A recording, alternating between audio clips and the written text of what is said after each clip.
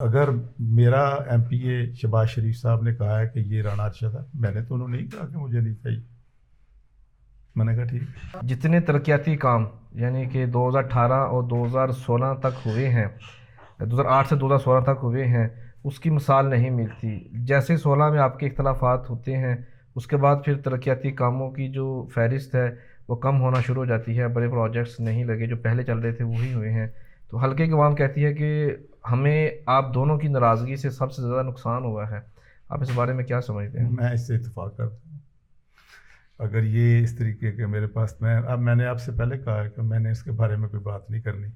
اگر انہوں نے اس طرح کی حرکت کی ہے تو میں حضرت علی رضی اللہ تعالیٰ عنہ کا جو فرمان ہے کہ جس شخص کے تم نیکی کرتے ہو اس کے شر سے بچو، میں ان کے بارے میں کوئی بات نہیں کروں گا۔ ہاں، اس بات سے مجھے پوری طرح اتفاق ہے کہ اگر یہ میرے ساتھ رہتے تو ہم مزید ترقی کر سکتے تھے۔ اس میں کوئی شک نہیں کہ میں نے سوئی گیس کے معاملے میں ان کی عدم موجودگی میں چپے چپے پہ سوئی گیس پہنچائی ہے۔ اور جہاں تک یہاں پہ ایم اے کی کلاسز کا تعلق ہے، یہاں پہ یہ ہیل پارک کا جہاں تک تعلق ہے، ووکیشنل انسٹیٹیوٹ کا تعلق ہے، یا مثال کے طور پہ یہ فلائی اوور میں کوشش کر رہا تھا، اگر کوئی میرے ساتھ ہیلپنگ ہینڈ ہوتا تو ہم اسی کو ایکسپیڈائٹ کر کے یہ پچھلی ٹنیئر میں بھی بنا سکتے تھے۔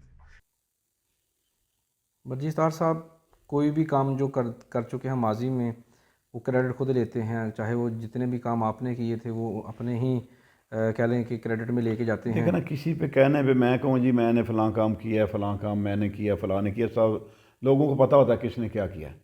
میں نے تو پہلے آپ سے گزارش کی کہ آپ 2008 سے 13 سے 18 کی ڈیولپمنٹ دیکھ لیں، اس سے پہلے وہ 3 دفعہ ایم این اے رہے ہیں، ان کی ڈیولپمنٹ دیکھ لیں۔ تو بقول آپ کے وہ کہتے ہیں کہ میں تو قانون سازی کرنا میرا کام ہے، یہ گلیاں نالیاں بنانا میرا کام نہیں ہے۔